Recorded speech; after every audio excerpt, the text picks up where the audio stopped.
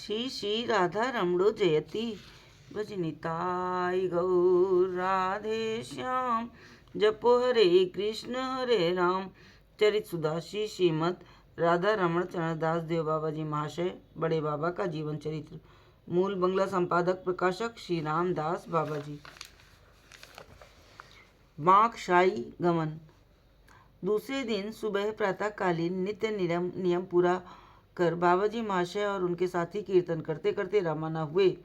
जिस गांव में कीर्तन पहुंचता उसी के बालक वृद्ध स्त्री पुरुष सभी दौड़े चले आते। कुल वधुएं इस प्रकार कीर्तन के पास आकर खड़ी हो जाती थीं जैसे कुल मर्यादा और गुरुजनों के संकोच को बिल्कुल भूल गई हों। एक गांव की सीमा तक नहीं पहुंच पाते थे कि दूसरे गांव के लोग आ पहुंचते थे। आनंद का स्रोत उमड़ता था। इस प्रकार नाना स्थानों का भ्रमण करते प्रायः 10 बजे बांकशाही कचहरी पहुँचे। ये स्थान श्याम सुंदर बाबू के इलाके में था। पहले से ही ठाकुर जी के भोग आदि की व्यवस्था कर दी गई थी। पहुँचते ही बाबा जी महाशय ने पूछा, श्याम सुंदर, यहाँ कोई प्रसिद्ध ठाकुर मंदिर है? श्याम जी, गोपाल जी का अपूर्व विग्रह है और बहुत प्राचीन मंदिर है। बाबा जी, तो दर्शन करने चले ना? श्याम, अब समय काफ़ी हो गया है, गोपाल जी के भोग का समय हो रहा है। बाबा जी महाशय श्याम सुंदर बाबू की बात से सहमत हो स्नान आदि कर मध्याह्न कीर्तन करने लगे। इधर रसोई हो चुकने पर ठाकुर जी को भोग दिया गया। संकीर्तन समाप्त होने पर सबने महाप्रसाद पाकर थोड़ा विश्राम किया। शाम 4 बजे सब लोग नाम करते हुए गोपाल दर्शन को चले। इन लोगों की ही संख्या बहुत थी। इस पर गांव वाले बहुत से लोग इनके अभिनव अप्राकृत आनंदमय संग से आकृष्ट हो अपना अपना काम छोड़ इनके साथ हो लिए थे।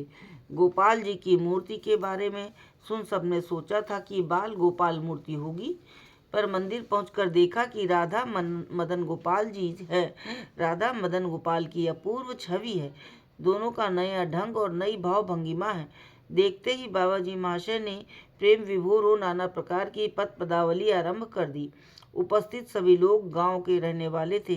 नहीं कहा जा सकता कि बंगला भाषा उन्होंने कभी सुनी या नहीं, फिर भी बाबा जी महाशय के मुंह से सरल भाषा में मधुर पदावली सुन आबाल वृद्ध स्त्री पुरुष सभी मुग्ध हो गए। सभी आनंद सागर में गोते खाने लगे। बीच बीच में लगता था कि मदन गोपाल जी आनंद में मस्त हो नृत्य कर रहे हैं। इस प्रकार बहुत से देर तक सबको कीर्तन आनंद में विभोर कर ये लोग नाम करते हुए विश्राम स्थल पर लौट आए। परम आनंद में दिन बीतने लगे। एक दिन अपराह्न में खानू मियाँ नामक एक मुसलमान गवैया बाबा जी महाशय को गाना सुनाने आया। बांकशाही कचहरी घर के एक और बगीचे के भीतर एक अपूर्व वृक्ष था।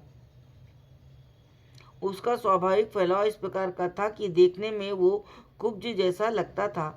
उसकी शाखाएं ऊपर से नीचे की ओर इस प्रकार झुकी थी कि जमीन की कोई स्पर्श किए रहती थी। यदि कोई उसके नीचे जा बैठता था तो उसे बाहर से नहीं देखा जा सकता था। खानू मियाँ, श्याम सुंदर बाबू आदि कुछ लोगों को साथ ली बाबा जी महाशय उस वृक्ष के नीचे बैठ गए।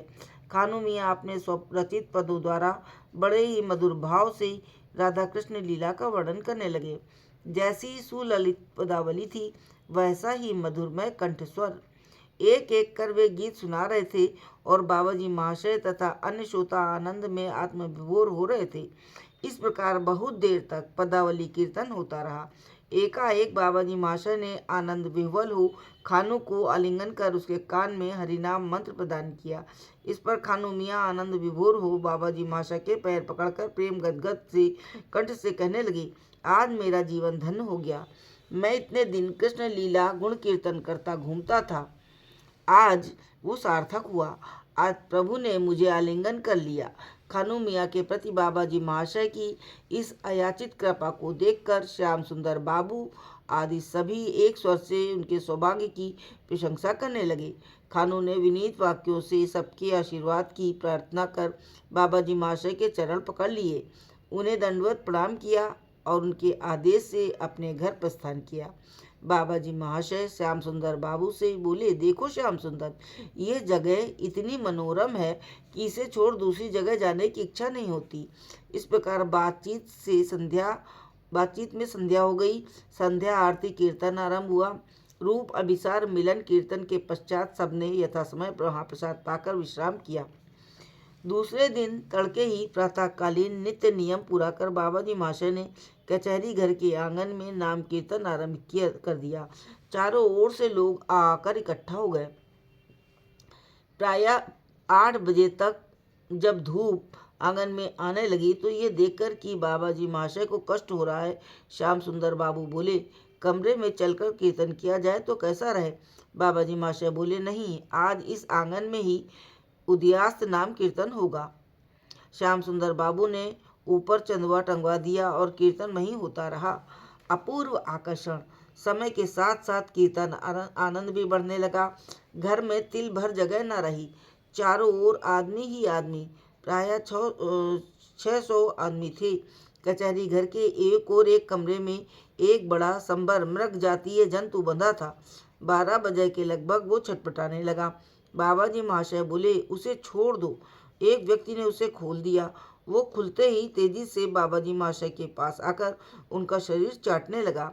इस प्रकार बाबा जी महाशय ने उसके कान में मंत्र देकर कहा, जाओ भाई, स्वस्थ होकर कमरे में रहो और मन ही मन नाम करो, प्रभु शीघ्र तुम पर कृपा करेंगे।